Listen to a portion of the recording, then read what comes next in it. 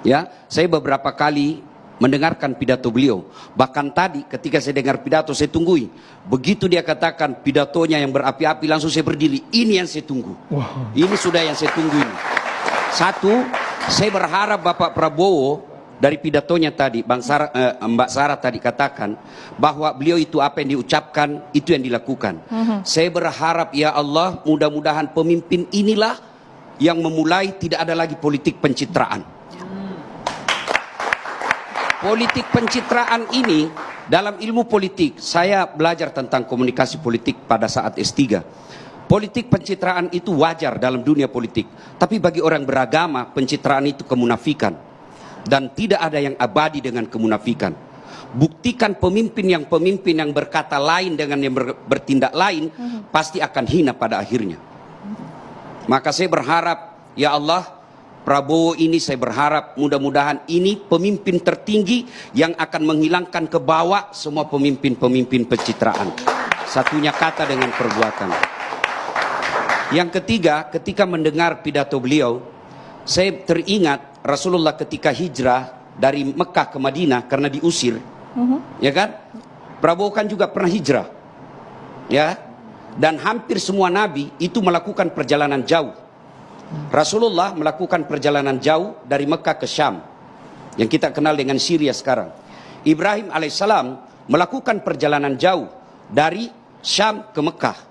Itu pesannya, kalau mau jadi pemimpin harus punya wawasan yang luas. Tidak boleh menjadi katak dalam tempurung. Harus baca perkembangan dunia. Dan Bapak Prabowo bisa dilihat pergaulan internasionalnya dengan pandainya berbahasa dengan beberapa bahasa.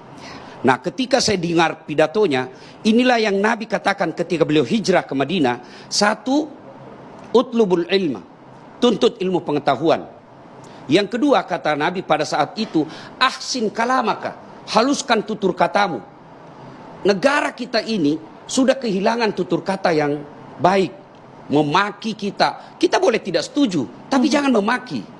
Coba ketika kita berjamaah, imam boleh diprotes. Imam boleh ketika dia salah, kita tidak boleh ikuti yang salah. Tapi ada aturan mainnya. Ketika imam mestinya ruku, dia sujud, saya harus luruskan.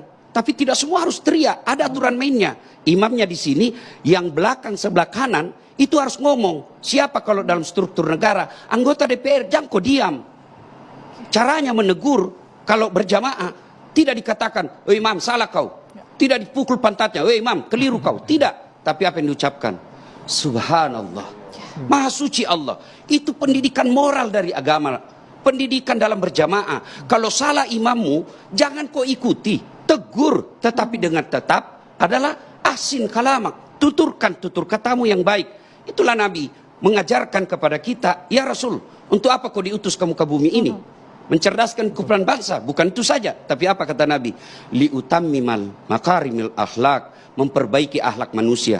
Dan saya berharap kepada para politisi, jangan ajarkan rakyat kita ini bertutur kata yang kasar, bertutur kata yang tidak etis. Karena anak-anak kita sekarang belajar dari politisi, belajar dari tokoh-tokoh. Maka kita berharap tunjukkanlah tutur kata yang baik. Dan saya berharap Bapak Prabowo memulai dari Bapak Prabowo. Kemudian setelah lihat pidato, andai saja saya boleh, mudah-mudahan Mbak Sarah bisa sampaikan ke beliau, itu Rasulullah pernah mengingatkan, kalau mau tegak ini negara ada 4 hal yang harus diperhatikan. Kalau kita masih percaya agama, dan itu tidak ada pilihan, kita harus percaya agama. Kenapa? Kita sudah bikin ikrar Pancasila. Sila pertama ketuhanan yang Maha Esa. Betul kita bukan negara Islam, tapi kita bikin deklarasi, kita negara yang percaya kepada ketuhanan yang Maha Esa. Lalu agama mengajarkan sebagai orang Islam, sebagai pendakwah, satu kata Nabi, kalau mau tegak ini negara, adilnya para pemimpin. Adil itu tidak bisa dipisahkan dengan penerakan hukum. Adil itu bukan lisan, tapi adil itu adalah penegakan hukum. Negara akan kacau balau kalau hukum kita permainkan. Kenapa ada ribut-ribut di akhir kekuasaan rezim sekarang? Karena ada kecenderungan hukum ini dipermainkan. Saya belajar lihat negara Amerika, pergantian pemimpinnya, tapi apa yang tidak pernah berubah? Mereka menghargai hukumnya. Agama itu hukum. Tidak ada gunanya ada negara kalau tidak ada hukum yang ditegakkan. Maka saya berharap kepemimpinan baru ini, saya mohon dengan hormat kepada Bapak Prabowo, tegakkan hukum seadil-adilnya. Insya Allah kalau hukum ditegakkan seadil-adilnya, maka rakyat pasti mendukung sepenuh dan tidak perlu kampanye 2 periode. Akan 2 periode otomatis kalau dia bermimpin dengan adil.